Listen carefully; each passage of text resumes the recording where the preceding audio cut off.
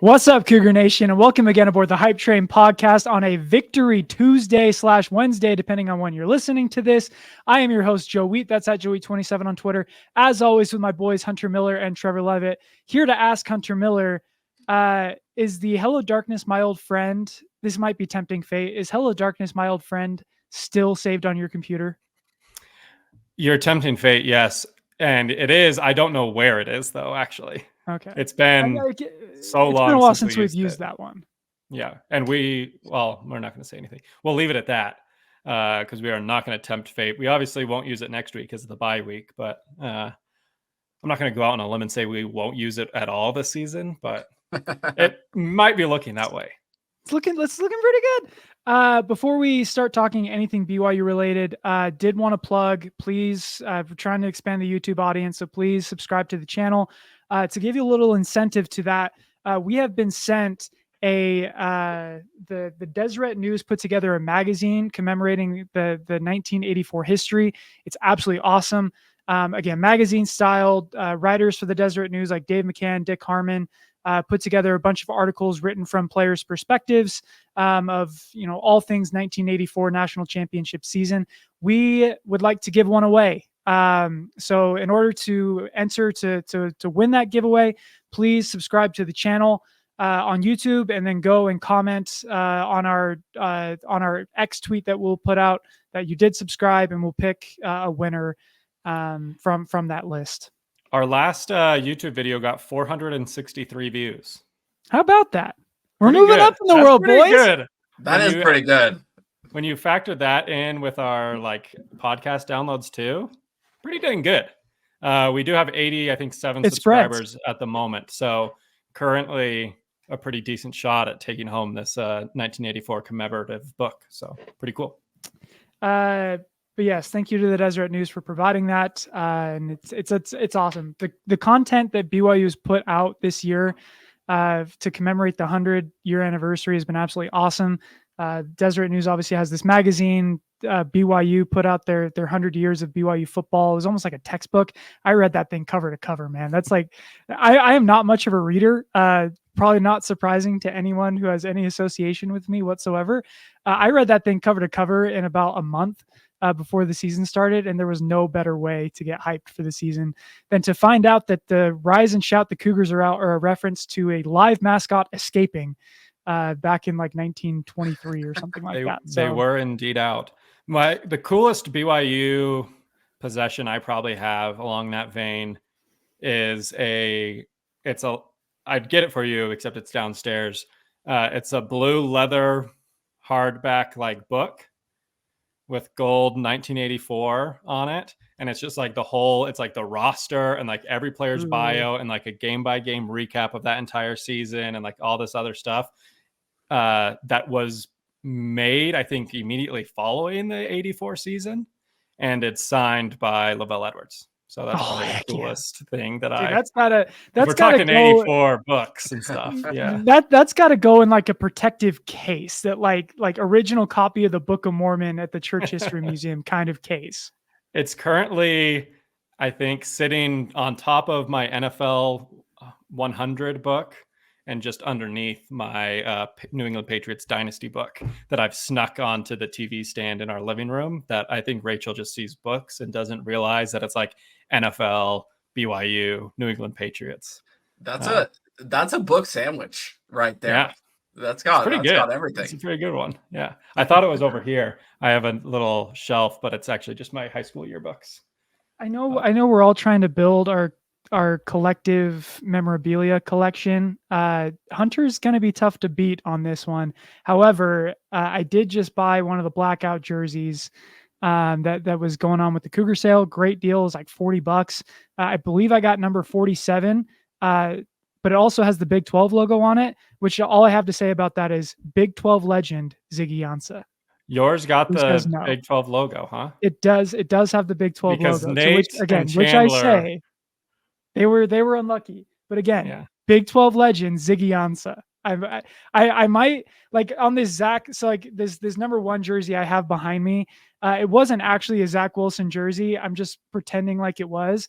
But no one's going to be able to tell the difference because I slapped a Zach Wilson trading card on there, and now everyone thinks I have a Zach Wilson jersey. That's just a secret. Do we know that it's not Zach's? It would have had to be Ross Oppo then, yeah. So I got it in like 2019. Yeah, so it wouldn't have been Zach. So it wouldn't have been Zach. I think it was.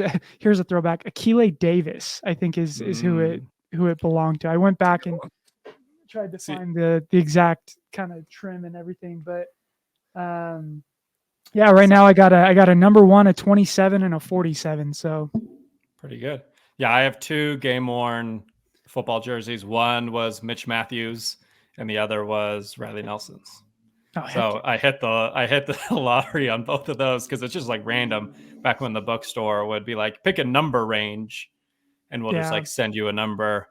I think this iteration they did sizes where it's like you picked a size and then which if you're a normal sized human being, everyone I think is getting like defensive lineman jerseys. Yeah, I should have gone small. The problem was so it's not like you're ever going to wear it. I got suckered into it because the number 1 on my wall right now is a large. And so I figured, like sometimes bigger guys wear 1 through 20. So I might as well try it. Everyone who ordered a large got a number in like the 40s and 50s. So real fullback. I think I got the long snappers jersey from last season, Dalton Riggs. So I have, shout out Dalton long Riggs. Snappers football helmet. Oh, heck yeah. Who was 87 in like a couple of years ago? Man, I got to look up the historical roster. This is great content for those expecting to hear about BYU Baylor. After the game, I want to walk you through my thought process. After the game, BYU had just knocked off their third Power 4 opponent. They're 5-0. They have a ranked win, top 20 win, soon to be in the top 20 themselves. 2 Power 4 road wins. I think they have a 21-point lead in every single game except one this season. And the only thing I could ask myself was, is BYU good? That one obviously is SMU. I say yes. I'm going to go out on a limb. I think 100%. Like they got to be, right? I mean, my whole thing, you can go back and listen to last week's episode. My entire argument was like, this week, win or lose, this will show me where on the fraud or squad meter this BYU football team is. Because, as if you listened to last week, as you recall, we talked about the 3 things that always seem to hinder a BYU football team from getting wins that they should. That's day games, that's road games, and that's games after an emotional win. And this one checked every single one of those boxes. Jackson was on last week, talked about how BYU had never won a Big 12 road game before Saturday. And they came out and, we can dissect it more as we go on. There's obviously issues and some things we liked and some things we didn't like, but ultimately BYU won that game that historically would be a game that BYU never wins, right? Or at least very rarely wins. I mean, throw out the Big 12 aspect because that literally was something that had never happened to BYU before. But if you just want to just say a road game, following an emotional win and a 10 a.m. Mountain Time kickoff, the fact that BYU even started out and jumped out to a 21-0 lead is incredible because, I was at Joe's house eating breakfast, watching that game, like literally eating some biscuits and hash browns, watching Darius Lassiter catch touchdowns, and I think it was Blake Mangelson come away with interceptions. Like that's how early of a game it was. And so the fact that BYU got the win is, to me, solidifies this team as on the squad portion of the meter, if we're doing a throwback to my basketball fraud or squad. So yes, I will go out and say BYU is indeed good. I don't care whatever that guy who says, did we really get beat that badly charts say, because at the end of the day, BYU is 5-0. You can put BYU wherever you want on that little pie chart or, bar chart. Doesn't change the fact that BYU is 5-0, ranked 17th in the country, has a expected win percentage, I think, north of 80% every single game. I don't know what the Baylor percentage came in at, Joe. I think you tweeted it out. Like 75%. So yeah. Still good. About 75%. Still good, because I will tell you what, it did not feel like BYU had a 75% chance of winning that game in the fourth quarter. So you got to win when historically you don't get wins in those situations very often. So for me, that's more telling about how good this BYU team is than really anything or any one play or any one series or even any one quarter of that game on Saturday would show me. Well, and let's take it even a step further. You gave those three instances of BYU struggling, and then you add on top of that Baylor got hot late. BYU had some struggles in there that we'll obviously touch on later. And this was a game last year that BYU lost. Like, this was in essence Oklahoma State, right? Like, opposing like a away road game at a Big 12 school. You jump out to an early lead, things look great. All of a sudden in the second half, play calling maybe gets a little bit more conservative. I know, Joe, you have some thoughts on that. You texted us in the group chat about that. So I won't bury the lead there. But they're coming back. All the momentum's with them. They get a turnover with 4 minutes left inside, BYU's 50. And last year, this is a game that BYU loses. This is a game that they give away late, and that's not what happened. This is a team that has bounced back and has picked themselves up in spite of their own mistakes.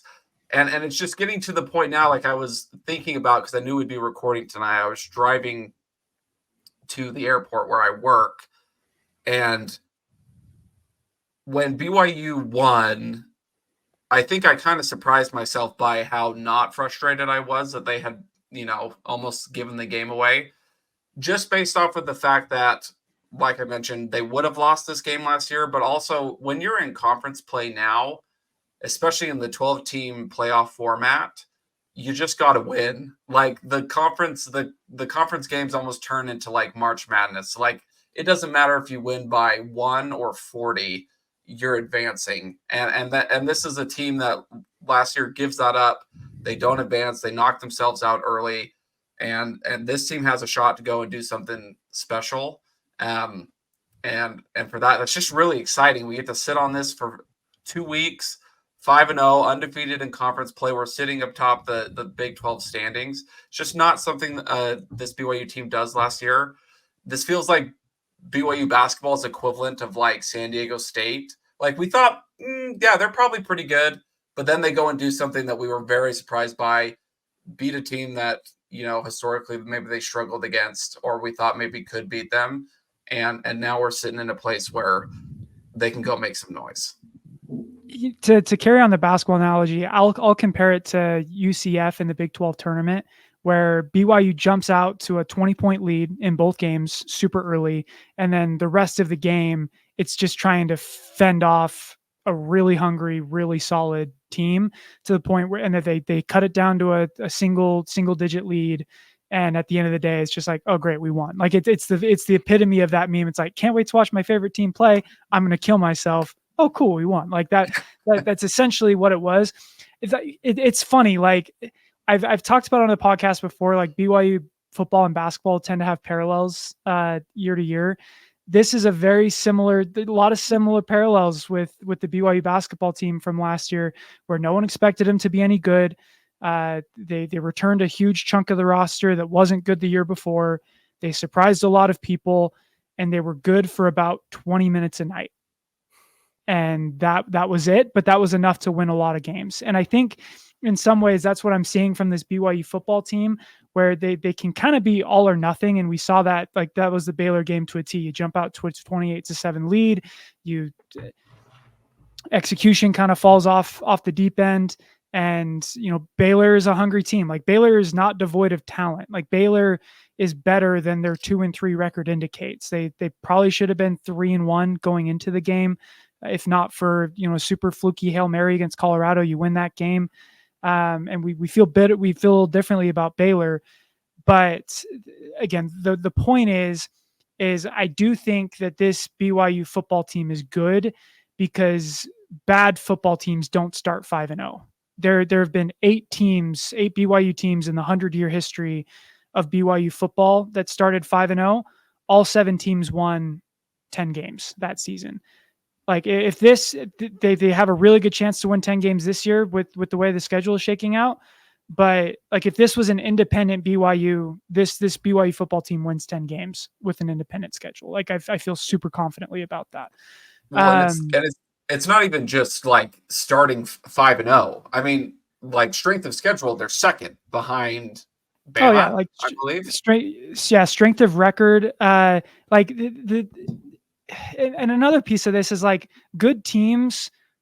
Like it takes a good team to build the 28-7 lead in the first place. Like Bama had a 28-point lead against Georgia, and Georgia found their way back into the game because that's what good teams do, is they find their way back in. Michigan had a huge lead in their game, and Minnesota crawled their way back in. Like this happens to good teams where it's like good teams build the lead. Sometimes they let that lead slip away, but good teams respond and find a way to win that football game. And BYU had every reason not to win that football game. A lot of calls weren't going their way. There was, a missed pass interference penalty, and there was a unsportsmanlike conduct penalty that should have been missed. That's a 30-yard swing that cost BYU points on one of those possessions.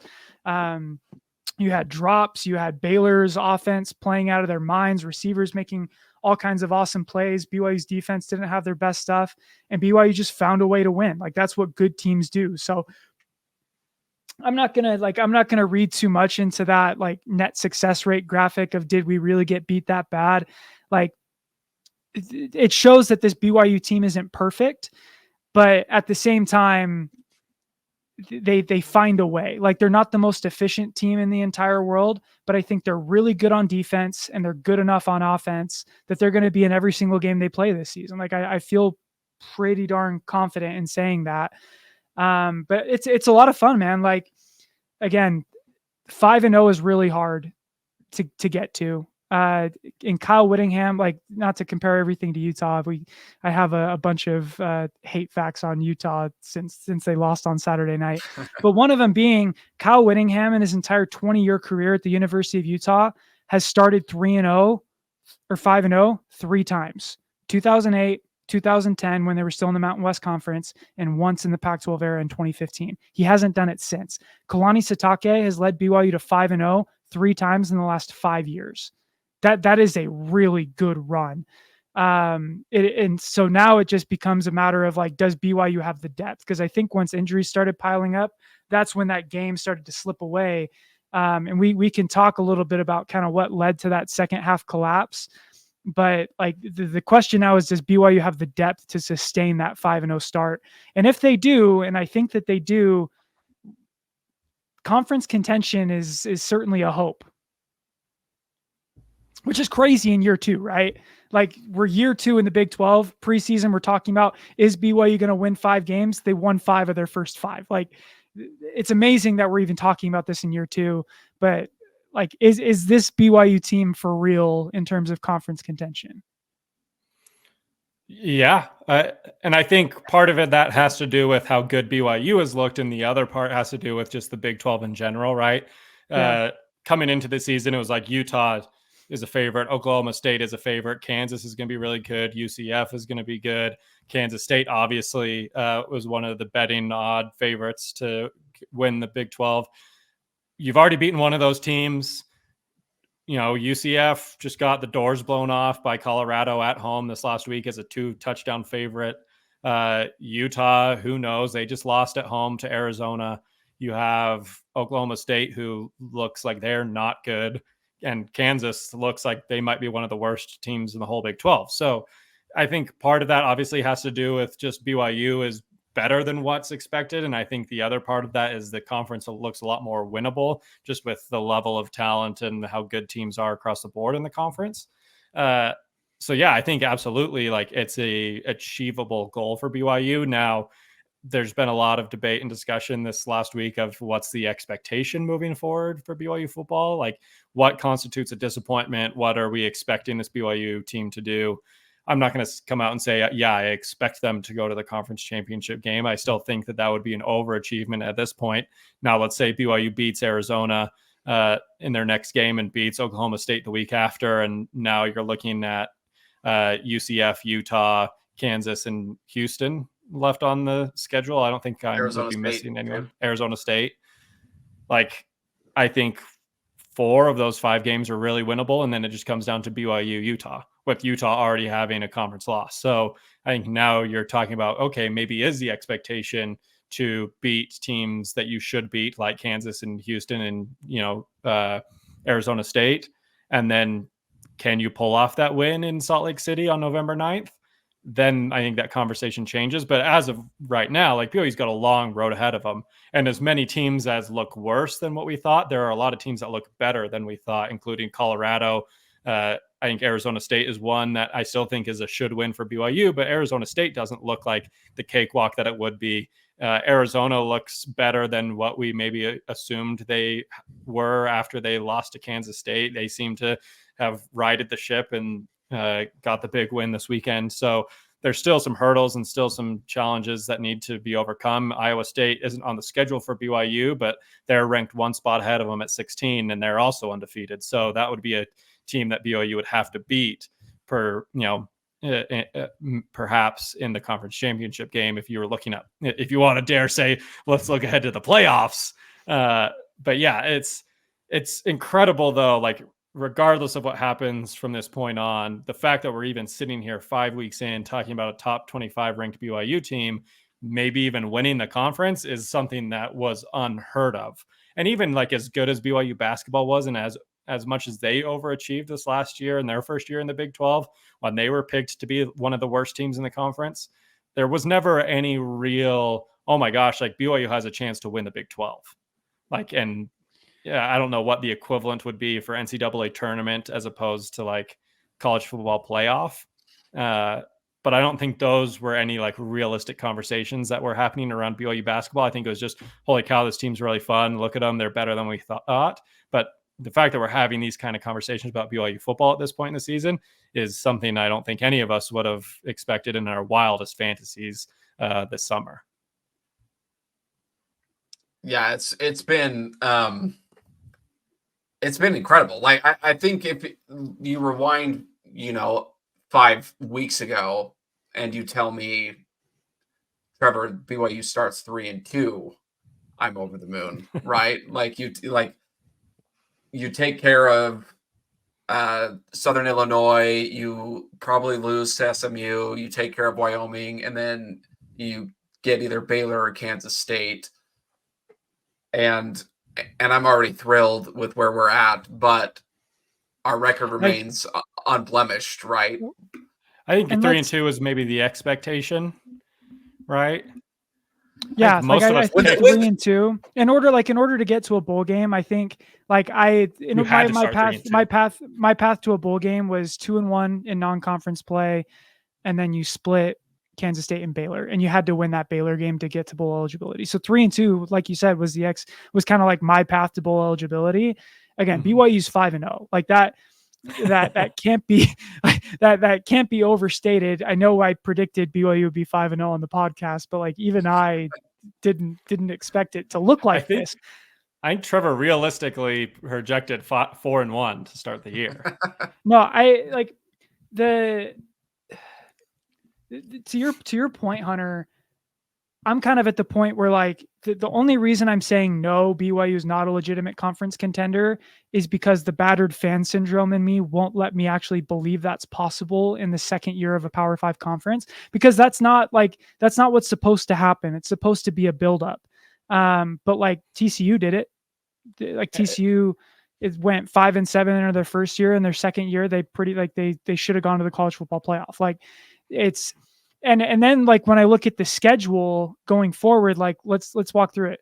Arizona looks really good. They beat Utah. They're looking at like yards per play differential. I think that's a good way to see like how complete of a team you have. There's only one team that has a better yards per play differential this season than BYU, 1.4, and that's Arizona. Arizona has a 1.7 yards per play differential between their offense and defense. That's going to be a really tough game, but it's also at home, and Arizona just got their doors blown off by Kansas State, who BYU beat by 29. So and BYU transitive win. an extra week to prepare. Exactly. And so transitive win property, BYU should be favored by 57 points over the University of Arizona. But after that, it's like Oklahoma State has a negative 0.4 yards per play differential. UCF is 0.4, Utah is 0.5, Kansas is negative 0.2, ASU is 1.3, which is pretty surprising. And then Houston is negative 0.1. Like these are teams that are pretty average. Like, but again, by the metrics, like defensive yards per play, next 3 games, Arizona ranks 69th, Oklahoma State's 110th, UCF is 99th in the country.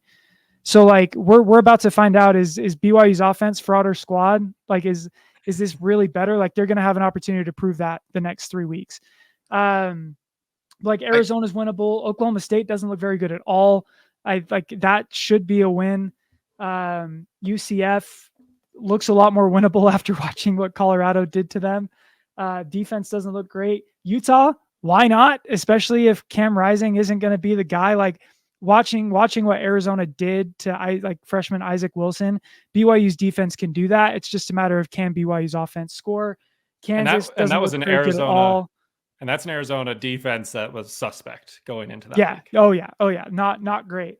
ASU and again, Arizona, like it looks like they kind of figured some stuff out against Utah, but this is also a team that scored 23 points on NAU. So it's not like this is a juggernaut offense that like the likes of which we've never seen. And then Houston's garbage at the end of the season. So like expectation, like how have my expectations shifted? Like worst case scenario, it's got to be 7-5. Like you got to go, and it's got to be 2 more home wins. So you go 2-2 at home, and then maybe you go 0-3 on the road, like worst case scenario. But like that really does feel like the worst case scenario at this point. But like 8-4, 9-3, that's kind of where I'm sitting right now. And then again, if things fall the right way and BYU finds a run game over the last half of the season, 10 wins is historically 5-0 means 10 wins for BYU. There's no reason to believe this team can't do it if health stays on their side. I just can't get over how, like, even with kind of the surprises this season, how fortunate our schedule has lined up.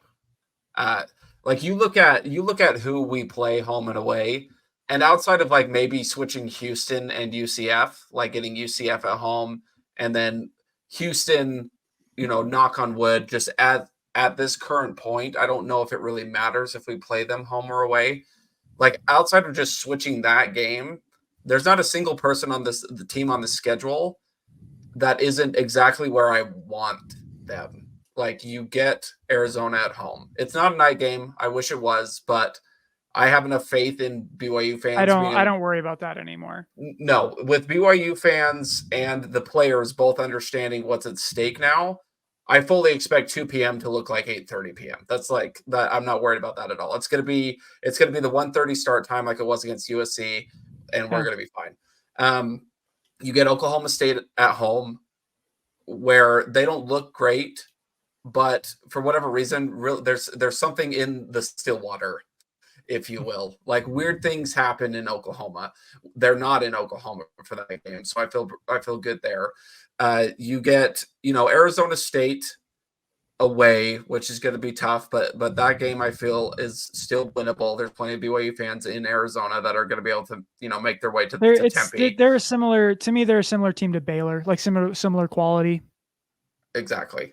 You get Kansas, who Kansas isn't great, but again, like weird things happen in Kansas, and so you get the teams where you want them, and it just feels like before the season it was like, man, like this is a really tough schedule, and now moving forward it's like, wow, this is a really favorable schedule for BYU, and that's the exciting part of it. And I mean, buckle up. Like I think we're heading towards the most exciting part of the season, and we just came off of the first nearly half of the season, and we didn't lose a game.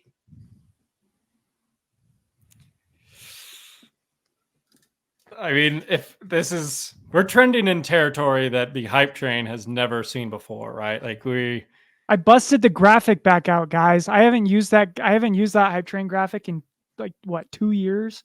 2021. And it's back. 3 years. It's back.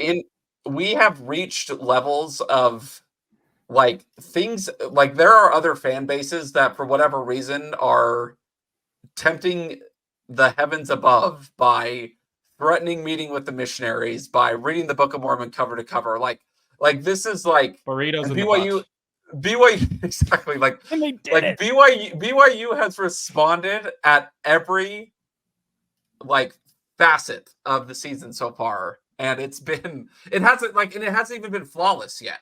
Like this is exactly what you're saying, Joe. Like the basketball team only being able to put together like 20 solid minutes. Like this BYU offense, I think, is going to get better. You get LJ back at the end of this bye week, and you get an offensive line that isn't a jigsaw puzzle right in the middle of the Baylor game. Like we have not yet hit the offense's peak, and the defense has just been good the whole time, and I expect them to get healthier. It just there's just a lot of good things still to come. Like the game against Baylor, defense did not have a great day. Like I think the offense actually had a really good day for the most part until the second half. And really it was just the last 4 drives of the second half. Like BYU scored points on 6 of their first 7 possessions. That's a great day. BYU's defense, I thought, really struggled for long stretches of that. But like I feel like we've seen enough of this BYU defense that I think they're going to get better. Like the fluky part of that Baylor game was BYU's defense giving up a ton of yards through the air. Like that hasn't happened once this season. And always on like 4th down. Oh yeah, that's the thing about the BYU defense that I didn't get too concerned with was the fact that like they continually had Baylor in 3rd and long and 4th and long situations, and just Baylor was able to convert, which that's something that's easily correctable, I think.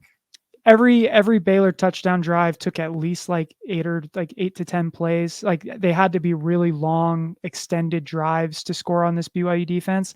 And with that, both 2 of their 4 touchdown drives had a 3rd and 10 plus and a 4th down conversion on those drives. Yeah. So if BYU gets off the field on one of those, it's 34-21, and we're feeling really good about that game. So it's just a matter of again, can you get healthy? Did the secondary figure something out? Because BYU secondary had a really rough day against Baylor. It's only going to get tougher against Arizona. One half of them did. Yeah. Like Jacob still was awesome. Jacob still nails. And even Maury Bamba had some great moments. But it's like with the secondary, like Maury Bamba had some great moments. He was in position. It was also his second game coming back from a really serious injury that kept him out for the first 4 weeks of the season. Yeah. Well, Trey Alexander gave up a touchdown pass. He's a true freshman. Jonathan Cabea had some kind of rough moments. He's a true freshman. Tommy Process gave up a touchdown. He's a true freshman. Like BYU is giving reps to a bunch of true freshmen that maybe as the season goes on, that rotation tightens up a little bit. But again, I can't say that the thing that was most concerning to me about that Baylor game was the defense, and the defense found a way to tighten up when it mattered. And they've looked amazing. Like in order to truly compete for a conference championship, there has to be something that you do that's elite. Like all of these teams that I listed that have, really large yard per play differentials, they're top 15 in the country in something. That thing is defense for BYU. Like BYU was awesome against the run. They've been awesome against the pass. That's one thing that if I have to choose between an elite defense and an elite offense, I'd almost rather have the elite defense, because I know that that's going to keep BYU in every single game that they're in. And all you need from the offense is to be exactly what they've been, explosive enough. Give me a 4-drive spurt where you can score 4 touchdowns, and that's enough to win the game. Like that's kind of where I'm at. And it's what we all hoped BYU would be this season, just to make it to a bowl game. And I think that the way it's looking, that's a formula to a potential Big 12 championship berth. But in my opinion, really the only thing that's keeping BYU from being a conference contender is going to be healthy by Arizona, and that's LJ Martin. Like if BYU finds some semblance of a run game, they're going to be just fine. Cause like the reason they couldn't hold on to that lead against Baylor is they could not run the ball on 4 of those last 5 drives. And so they were forced to pass, and they were in weird situations. I went through play by play. We can go through that, but go ahead, Hunter. I was just going to say the amount of like 3rd and 10 runs that went for no gain was that were blown up like that, which like you lost Connor Pay. So like you weren't without your starting center. Waylon was obviously, I think, out for a series or 2 as well. He eventually came back in, but to lose your entire running game cratered. To lose your entire interior line, like you're already running your 3rd, 4th string running back to begin with. Like you're facing an uphill battle, and then to have 2 of your interior linemen out as well, like that's a near impossible feat to be able to consistently run the ball and run the ball well in that sort of situation. So I almost want to give them kind of a pass for the end, right? Like I have my issues with the, second half offense. I think throwing the ball on 3rd and 2 and running the ball on 3rd and 7 is trying to, outsmart your opponent a little too hard instead of just doing, like there's a reason that teams run the ball on 3rd and 2, and there's a reason teams pass the ball on 3rd and 7. You're not the smartest guy in the room because you defy that logic and decide to do the opposite. But at the same time, like a lot of, I think, the offensive issues, I think there was some element that was Baylor made great second half adjustments and BYU did not. And I think the other element is that BYU just wasn't dealt a good hand in the second half with these injuries and these different, situational items that allowed for BYU to struggle to move the ball, because the Baylor defense obviously just said, you can't run the ball. We're just going to not let Jake throw deep, like he did on that beautiful touchdown pass to Darius Lassiter. Jake rolling to his right, I don't want to see that ever again, because it seems like every time that there's always mistake or turnover, it's when he's rolling to his right and throwing on the run. Just doesn't work. Take every single one of those play calls out of the play sheet. But it was, there's the BYU wasn't aggressive enough. They were too conservative. Kalani pushed back on that this week on his own accord. Like the press conference was over and he's like, let me tell you about those of you who think we weren't aggressive enough, and mentioned being too aggressive. Obviously the fake punt is an example of being really aggressive. And then I think the run on 3rd and 7 is the example of being really not aggressive. Like you played it safe just to miss the field goal anyway. I think there's points on both sides, but I don't think that the struggles on the offensive side of the ball in the second half were solely due to a lack of aggression or play calling or whatever. I think it was a combination of a lot of different aspects. No, and honestly, let's kind of go through it and do a little bit of a moratorium on what happened to the BYU offense late in that game. Again, to recap, BYU scored points on 6 of their first 7 possessions. Touchdown, punt, field goal, touchdown, field goal, punt, field goal. Like that's undeniably good. Undeniably great. Like you can talk about how the second half, I think Bill Connolly talked about how they, BYU scored 6 points on their last 7 possessions. And I'm like, okay, but they scored 34 points on their first 7 possessions. So where do we want to draw the line here? Is it good to score early or score late? I'd rather, in terms of vibes, I guess I'd rather score late just because I'd rather get the bad out of the way first. Trick question. The answer is both. But 4 out of the last 5, it's these are the last 5 drives of the game for BYU, and this is really where the offense grinded to a halt. First drive, Lapuaho and Pay are out at this point, so you got your offensive line right now is Braden Keim, Caleb Etienne at tackles, Austin Leausa, Sonny Mocassini is in his first drive of his career playing center, and Scott Mitchell is your left guard filling in for Lapuaho. First play, Mitchell blocked the wrong guy, immediately pressure up the middle, got to throw it away. Second play, left side of the offensive line, all whiffs on their blocks. Nawahine bounces it. Baylor gets time to recover on the edge, no gain. Then the next play was, I think Jake was expecting Marion to break out rather than in. Marion breaks in. Result of the play is an interception. Second drive, you had a 13-yard pass play, which looked great. Double pass with a missed PI call. You on 3rd and 7, you call a run play, which, to your point, Hunter, like, I don't love that, but they're in field goal range at that point. It's not the worst thing in the world to try and, like, field goal ices the game at that point. So, like, I understand playing for the field goal there, and you just missed the field goal. Third drive, deep ball back shoulder throw was well thrown, but it was dropped. Second play, 2nd and 10, center and the guard get blown up, 4-yard loss on a run play. Then you get a screen pass that was dropped by Parker Kingston. Drive stalls right there. Drive 4, Retzlaff option run for 5 yards, pitch play game for 3 yards. And then for some reason you pass on 3rd and 2 when your run game is showing some life for the first time all game long. Result of the play is an interception. And then the last drive you ran for 5 yards on 1st and 10. Really bad personal foul call, puts it at 2nd and 20, and BYU's drive stalls out at that point. So, like, moral of the story there, that was a lot for a podcast audience. I apologize. But the moral of the story there is that your offensive line took some time to mesh with all of those different pieces that were missing because of injury. Like, missing Connor Pay is a big deal.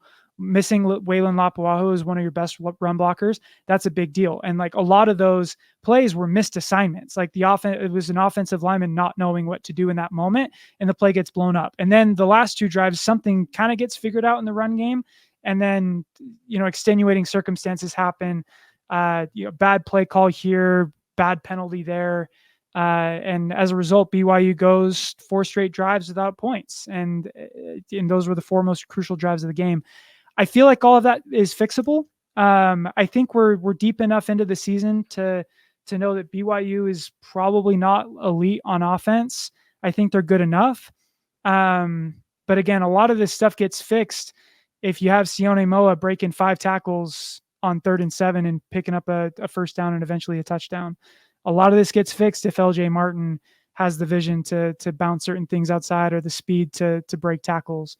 Like, I don't think this was a play calling issue except for that 1 3rd and 2 play. Like, BYU just got out executed in the second half on those last 4 drives, and that sucks. It's got to be fixed, but I don't think it's a catastrophic issue for the BYU offense. I don't think it's, like, the panic meter for both the offense and defense for me is not close to being pushed, just because, again, we've seen enough from the defense to know that, like, this was more of an outlier. And again, you had 2 of those touchdowns that were scored were when you had true freshman corners out on an island and they just happened to get beat for touchdowns, right? Like, Parasis, you can talk about packages and, personnel that are out there all you want. I think that's a fair criticism, where it's like, why do you have Tommy Parasis out on an island in a goal-to-go situation on the road, and why do you have Trey out there? It's like, same thing. But I'm not worried about the defense. We've seen enough to know that they're still a really good unit. And then the offense, again, it's just stuff that we wouldn't otherwise normally see. I think you just don't have 2 of your linemen go down, and you continue to, you're probably not as successful as they were to start the game, scoring 6 of 7 possessions. But I think you run the ball better. You don't get into these, 3rd and long situations. I don't know if I'm crazy or if it's revisionist history. Baylor's a good defense too, right? Like, I mean, Aranda's a defensive guy. They're 28th in yards per play on defense this year in the country. Their defensive line is always going to be really good. They had 8 sacks against Colorado, which I get it's Colorado's offensive line, but, like, none against BYU. 8 sacks is a lot. BYU's offensive line was great in pass protection, but, like, no one has done what BYU did, scoring on 6 of 7 possessions. No one has done that to Baylor this year. No one. Is that BYU scored the most points of anyone against Baylor this year? Yeah, and the only one that came close was Colorado, and that was because of overtime. Yeah, they obviously had the Hail Mary and then overtime. easily could have been. I think they scored 31 or something like that. Easily could have been 17 points. 38 38. There were two with the fluky overtime plays touchdown. with the overtime with touchdown. overtime, with the Hail Mary, and there was And the another Hail Hail Mary. Mary at the end of the first half that allowed Colorado to score a touchdown. Like in the flow of the game, like 17 points against Colorado is pretty good. So most points in regulation by a Baylor opponent. But I don't know if this is revisionist history. Tell me if I sound crazy. I just feel like with the BYU offense, and I don't want to say it's just an Aaron Roderick problem or whatever, or this is just batter fan syndrome, or it's me just being dumb, not knowing ball. I feel like there's so often, and especially in the second half against Baylor, BYU would establish something and something would be working for them, and immediately they'd go away from it, right? Like you talked about getting to 3rd and 2 and deciding to pass it after finally consecutive successful runs, where it's like the run game's working, you get into a running situation, you're like, let's pass. Or you get down the field into Baylor territory by passing the ball, and then you get into a 3rd and 7 and you're like, let's run, right? Like I think that, to me at least, there's some source of frustration there where it's like, just stick with what's working. Like I get you can't just run the ball every single play all the way down the field. You can't pass all the way down, but it's like, it just seems like every time that they establish that something's working, and I don't even want to say every time because that's hyperbolic and that's not true. But at least in the second half against Baylor, it felt like BYU would finally get the offense would start clicking, things would be working, and they'd immediately abandon it and just go in the opposite direction. I mean, I don't know, again, like if that's me not knowing ball, if it's me just misremembering, but like that's how I felt in that moment, where I forget exactly the couple of play calls that led up to that 3rd and 7 run, but you were in Baylor territory. You moved the ball down the field by throwing. I remember Jake kind of had one big throw, and then you ran that double pass, which would have been successful if it wasn't for the PI. And it's like, okay, like your opportunities are there through the air. Why now in a 3rd and 7 situation are you like, run the ball? Unless, again, it's a conservative play call, which Kalani Sitake for 2 minutes yesterday was like, no, we weren't conservative. Yeah. So this was, in terms of like pass versus run, like I don't think it's that linear of run play is aggressive, or sorry, pass play is aggressive, run play is conservative. Like if you look at it that way, BYU passed more than they ran in the second half. So like in that way, I don't think it was a conservative game plan. But to your point, Hunter, BYU pretty much stopped throwing the ball down the field in the second half. Like there were a couple deep shots that were taken. A lot of them were dropped, which obviously is a problem. Like Darius Lassiter had a great game, really some uncarried. I think he had like 3 drops that I counted in that game. Not, and all of them were in the second half. So not a great second half from Darius, but like I forgive me if you're a listener of the podcast, I apologize, but they did the math where in the first half, Jake Retzloff's average depth of target was like 12 yards per attempt. Average depth of target in the second half was 8 yards per target. So statistically more conservative. That's a huge difference. Yeah. And so in the second half, a lot of screen passes, a lot of a lot of short intermediate throws, which honestly is what Jake Retzloff is still not that great at. So like, again, I understand keeping things safe. I think some of that it's Retzloff trying to find the check down, and sometimes it worked. Like there were 2 screen passes in the second half that worked really well for first downs. But on those last 2 drives, to your point, only 2 passes were thrown past the sticks in that entire 5 drive stretch. When BYU they had 200 yards passing in the first half. That's kind of unacceptable to completely go away from the downfield passing game, especially with the protection that Retzloff was getting from the offensive line, unless like there's something we're just not seeing and guys were being blanketed in coverage, which honestly I kind of doubt. Well, and I feel like the most interesting thing with the offense, whether they want to argue it or not, going conservative, is the fact that like Aaron Aaron Roderick, and they talk about this all the time. They talk about the analytics and how that it wins them a lot of games. And so that's why they do some of these things that they do. That's how he kind of explained away the Oklahoma State game last year, was that the analytics said to do these things. But the problem is Jake Retzloff, like you said, Joe, gets noticeably worse when you put him in situations that are not exactly his forte. First half, from like watching back, like no turnover worthy throws, great balls to Miles Davis. Like, obviously the ball apparently was thrown backwards. I think that he threw a touchdown pass to Chase Roberts. He had that deep ball to Darius Lassiter. He's running all over the field. It was a perfect first half. It was the best half of football of his career. Even close.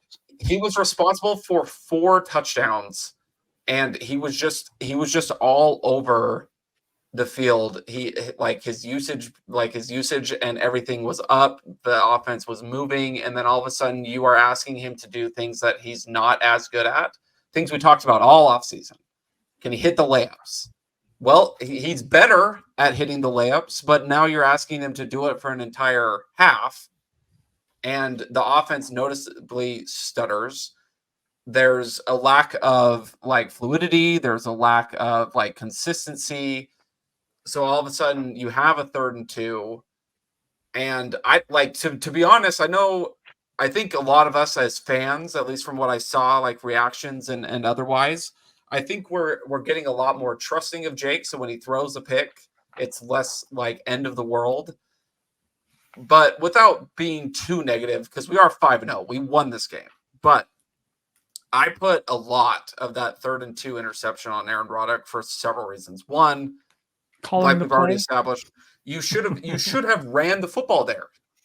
Like, the funniest part is analytics probably suggests, given your success up to that point, that you run the football.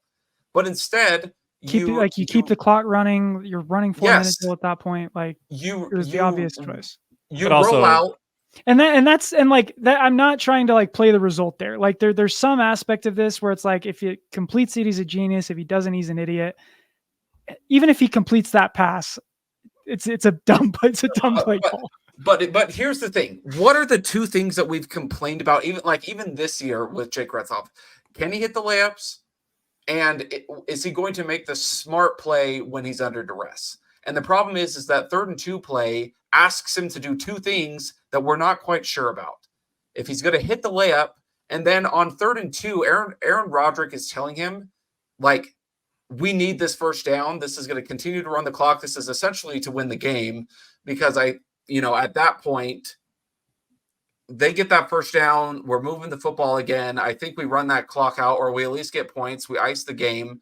And instead you look at Jake in that moment. And I'm not saying that, Jake wasn't big enough for the moment or whatever, but you're essentially saying, get the first down. You're not saying play that smart. You're not saying dirt it.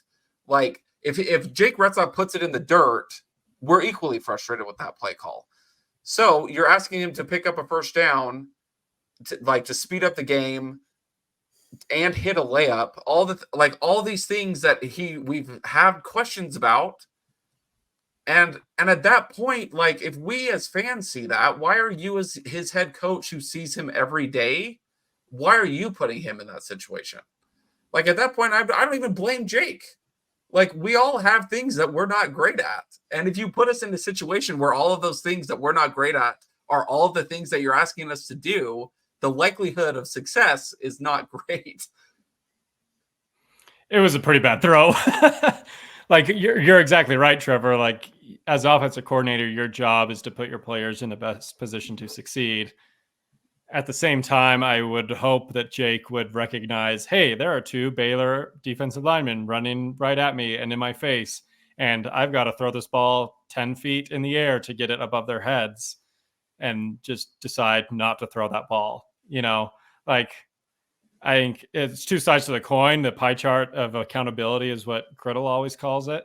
I'd probably say 60% is probably on Roderick. Again, it's a classic overthink of it's 3rd and 2. You just had 2 successful runs. Let's pass it. Not only that, let's have Jake rolling out to his right, where again, seems to be the most inefficient play call that they can run because it ends up in a turnover and incomplete pass every time. And in this case, it ended up in a turnover, much like we saw earlier in the game when he missed Keelan Marion as he was rolling to his right. Just like, it was an incomplete against Wyoming against a wide open, I think it was Darius or Keelan when he was rolling out to his right. But as an OC and Aaron Roderick, like, you got to put your guys in better positions to succeed. Also, Jake, you're now 10 games into your starting quarterback career at BYU. You should probably know, hey, a sack here is better than an interception. I'm not going to throw this pass, considering there's 2 6'5" Baylor defensive linemen 3 feet in front of me, So it was bad throw, bad call, bad situation, bad results, right? Like, all's bad that goes bad. I don't even know. I'll try to turn that into the saying, but it was just 2 people who were just trying to do too much in that instance. Which, yeah, I mean, but BYU won. Don't call the play. BYU won. But that's the thing. Like, we can gripe about this, and it feels great on a bye week podcast because, like, going into the bye week 5-0 is pretty euphoric. Going into the bye week 4-1 after starting, with the 21-point lead in the first half, like that would have been pretty devastating. And then we start talking about shades of 2023. Again, I think this BYU team's different. I think their best football is still ahead of them, especially on offense. I think defense is going to find a way. A lot of injuries in this game. Harrison Taggart was out at one point. Evan Johnson missed the entire game. Isaiah Glasgow was out at one point. Waylon went out. Waylon, offensive line. Connor was out. Austin Liausa and Makasini are both banged up, but played in the game. A lot of injuries on that offensive line, which again makes sense why every 2nd and 10 run play was getting blown up. But Harrison's supposed to be back, right? No, there's no season-ending injuries. Connor Pay's out 4 to 6 weeks. Harrison Taggart had a stinger, just lost the feeling in his arm for a little bit, and the strength didn't come back during the game. He should be fine. Isaiah Glasgow came back to the game. 2 weeks is going to serve him well. I don't know what Evan Johnson's injury is, based off of him being in a sling. I'm going to guess it's not great, maybe a little longer, but Maury Bomba's back and looked pretty good, and I expect him to get better as he gets healthier. I think everyone's supposed to be back for Arizona. At this point in the season, no one's healthy. You got to find a way, but BYU is still playing 23 dudes. 23 guys played at least 5 snaps on defense. So the depth is there. And that's a good thing. Like, I think that's a much better position we were in versus a couple of years ago, where honestly, like, if anyone goes out at any position, I'm feeling fine. Right. Like, every position group is missing someone, but it's like, if Hinckley Ropati goes down and you got to put in Enoch Nawahine, it's like, do you really expect the drop off to be that severe? Cody Epps goes down, you got to put in Keelan Marion. Is that really that much of a downgrade? There's only 2. Tyler Batty, Jacob Robinson. Either of those 2 go down, and then I'm like, like, if Jacob goes out, and like, you'll be hard pressed to find a bigger Trey Alexander fan than I am. Jacob Robinson goes down, we have to start Trey against Arizona and that offense and those weapons. Then I think I'm like, crap. Same thing with Tyler Batty. Like, again, like, love Ephraim Asiata and some of these other young defensive linemen that we've got, but Tyler Batty goes down, and I think it's a whole different story for the BYU defense. Aside from those 2 players, like, not even talking specific positions, but those 2 specific players, I agree with you, Joe. Like, the depth, I think, we're at a point where BYU is not normally at. Which, again, it's great, man. Vibes are good. This is about as healthy as the program has felt in a really long time. So yep. I gave Kalani a lot of grief for obviously in the off season for not letting us get to know this team. I still stand by that. I think the fan base would have benefited from seeing how good this team was at some point during the spring or summer. Don't hide your light under a bushel. This BYU football team has been a light for the last 5 weeks, and we hit it for an entire offseason. But he was right. And honestly, I love it. Like, I love that Salty Kalani has made an appearance the last couple weeks. I'm not a fan of being snippy with the fan base, but to be honest, some of the fan base deserves it. I was us. one of those. I was one of those on that podcast, but like people calling for his job at this point, like it's funny how things flip, because like you go from he's a 500 coach to now he's the only coach in BYU history to have 3 5-0 starts in a 5-year span. Like in the history of BYU football, like he's a good coach, guys. Like flips. I mean, he also was 1 season away from being the first coach in 90 years to have 3 losing seasons. So it's, six touchdowns in 7 drives, 0 touchdowns in 7 drives. Like the pendulum swings far both ways. It appears. Yeah. It's the hype train way. Speaking of BYU history, I got the book. I had Rachel bring it up. There it is in all its glory. I've never, ever in my entire life felt worse about myself than going to the Robert and I page and realizing he was a 6'4", 224-pound offensive lineman. That hit me right in the wait. How heavy? 6'4", 224 pounds, offensive guard. To put that in perspective, Isaiah Glasgow is bigger than him.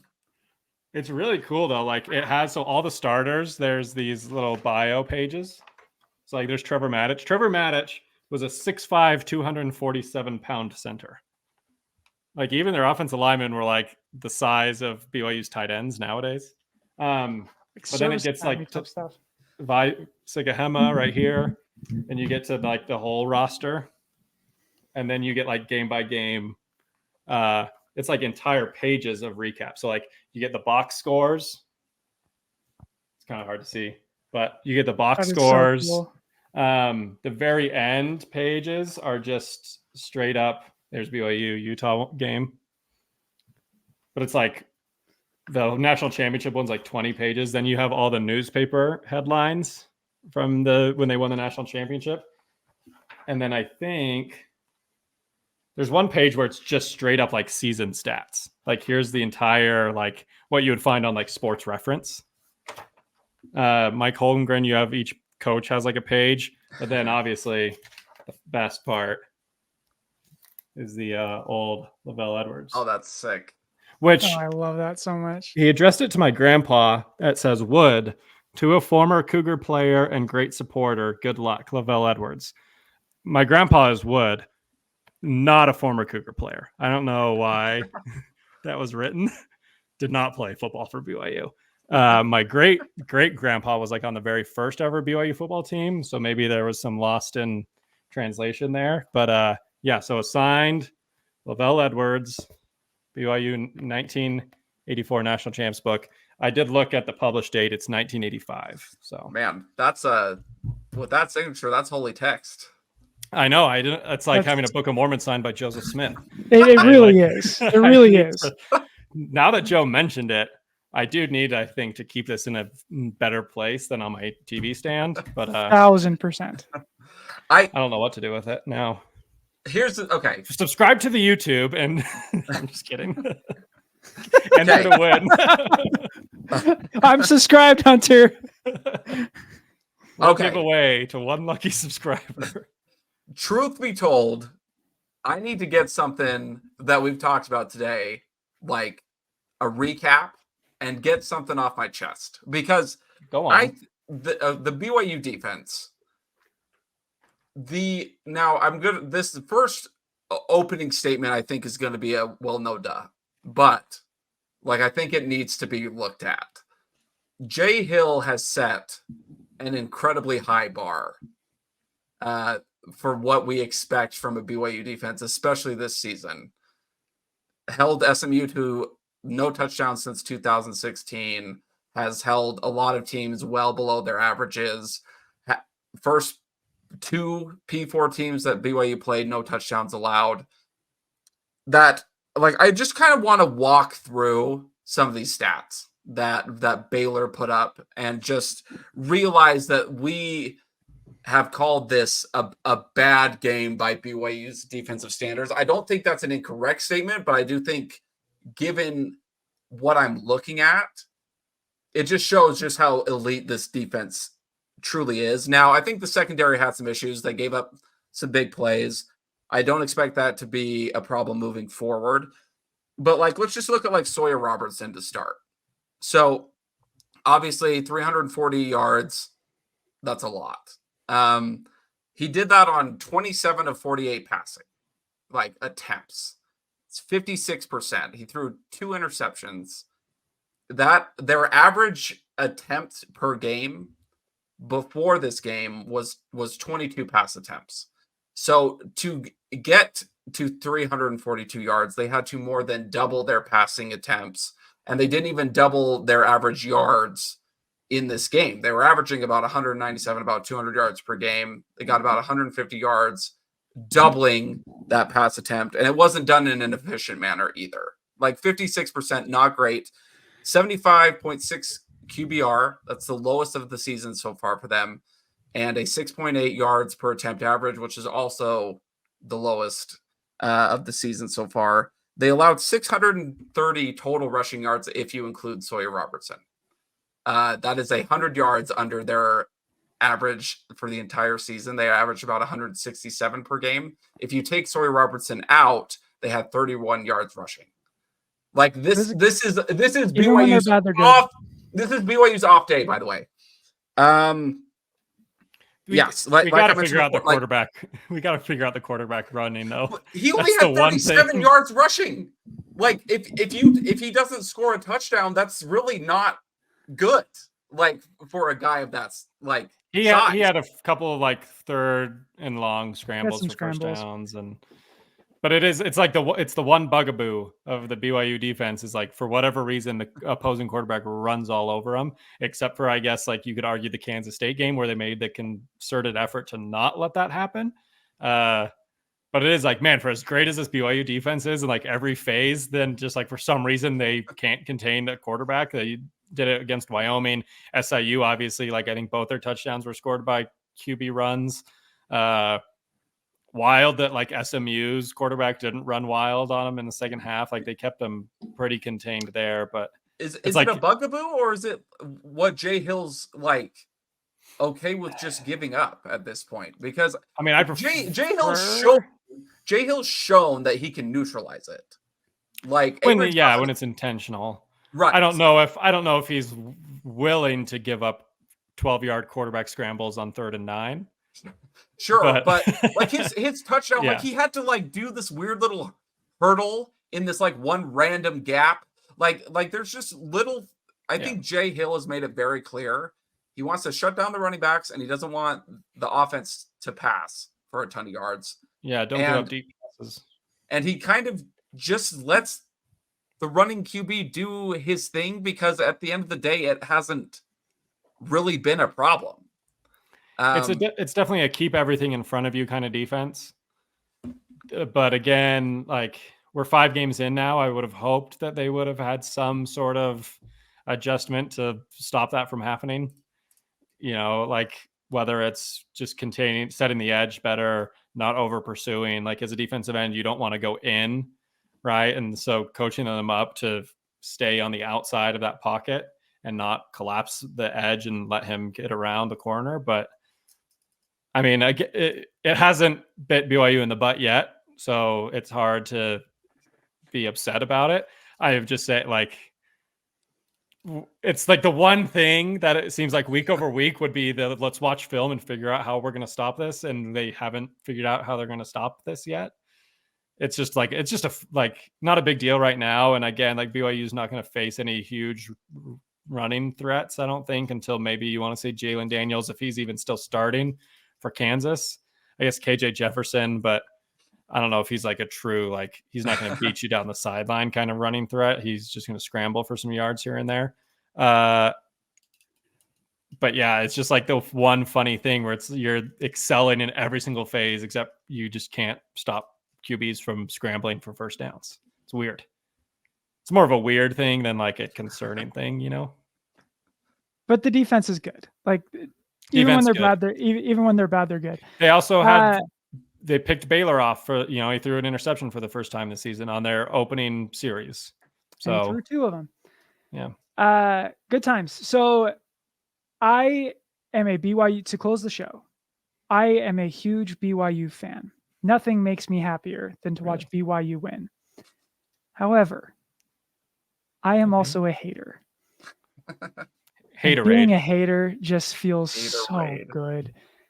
And watching Utah lose on Saturday night at home in a night game to an unranked opponent after all offseason in their blackout uniforms, after all offseason, and honestly, all of Saturday, hearing about them say that the entire Big 12 conference, except for Utah, is trash.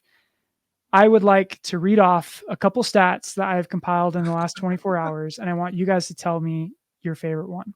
You ready? Before you get started, that game reminded me a little bit of like there's that meme where it's like I get up extra early to hate.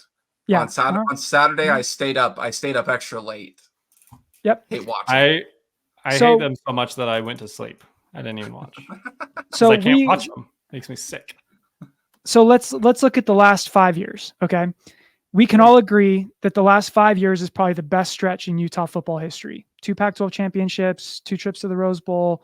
Notice how you say trips to the Rose Bowl. Yeah, exactly. Over the last 5 seasons, Utah's win percentage is 68.6%. BYU's win percentage over the last 5 years, 70.1%. It's a good stat. I like it. Yeah. Kyle Whittingham and Kalani Sitake have each had 1 season of fewer than 3 losses since 2009. In Kyle Whittingham's 1 season, Utah played 5 games. I like that one too. That's a good one. If Jake Retzloff sustained his current passing average over a 13-game season, he would post the 4th most prolific passing season in Utah football history. That one, early favorite. That might be the leader in the clubhouse right now. And those the top 3 were Scott Mitchell twice and some guy named Mike McCoy in 1993. You're telling me that Jake Retzloff's 2024 could be better than Alex Smith's 2004? Yes, 100%. As a passer, yes. Since 2018, Utah has signed 6 high school quarterbacks rated 88 or higher on 24/7. Those quarterbacks in their career at Utah have combined to throw 509 fewer yards than Jake Retzloff in his career. That's a good one too. We already talked about Kyle Whittingham, 5-0 starts in his career, 3. Kalani Sitake, 5-0 career starts in the last 5 years, 3. It took Utah 4.5 years to reach the top 17 as members of a P5 league. BYU did it in 18 weeks. Pretty good. Yeah. I like that one as well. That's a good one too. Vibes are good, boys. I have 2. All right, let's hear it. Cam Rising has more $1 million NIL deals in the last 2 years than games played. Oh, this one wasn't my stat, but I loved it so much. DeMar Hamlin died on the same day that Cam Rising tore his ACL, and DeMar Hamlin has played more games since. So bad. That's a great one. That's definitely the best so one. So bad. Oh, fraud. But waking up Sunday morning and seeing that Utah had lost was great. Not as great as BYU. Did you guys see the picture of Hunter Erickson with his Avatar The Last Airbender underwear that was peeking through his jersey? No. So bad. Go and find, I think Ben Criddle posted it. Basically it was a picture of Hunter Erickson against Wyoming. You can very clearly see that he's wearing Avatar The Last Airbender underwear. And he's got Hunter the Avatar, Erickson? The tight end. Ethan Erickson. Sorry, Ethan Erickson. You keep saying Hunter Erickson. I'm like the Utah basketball player. Yeah, no, that's my bad. Which that picture of the Avatar on Ethan Erickson's butt is a perfect encapsulation of Cam Rising, because when Utah needed him most, he vanished, and he's also booty. I haven't even seen the picture. Now I have to go watch. Oh, it's so good. We're 5 weeks into BYU's second season in the Big 12, and they're ranked higher than Utah. The season could end right now, and I'd be happy. This was the weekend for BYU fans. Oh, it was perfect. You wake up on Saturday and we got to morning. live in it for 2 weeks. You wake up Saturday morning, BYU beats Baylor. You go to sleep Saturday night, Utah loses to Arizona. You wake up Sunday morning, and BYU's ranked ahead of Utah in the AP poll. You then watch the NFL games where Fred Warner has a pick six. Taysom Hill scores 2 touchdowns. Tyler Algier gets more carries and touches than Bijan Robinson. And Kyle Van Noy has 2 sacks as a Baltimore Raven. And you then on Monday morning... And a forced fumble. And then on Monday morning, the 2 highest graded PFF defensive players in the NFL are Fred Warner and Kyle Van Noy, BYU. And he didn't play, but Zach Wilson and the Broncos. And the Broncos beat the Jets. I didn't even think about that. And scene. Cougs by a billion. We're winning the bye week. Go Cougs.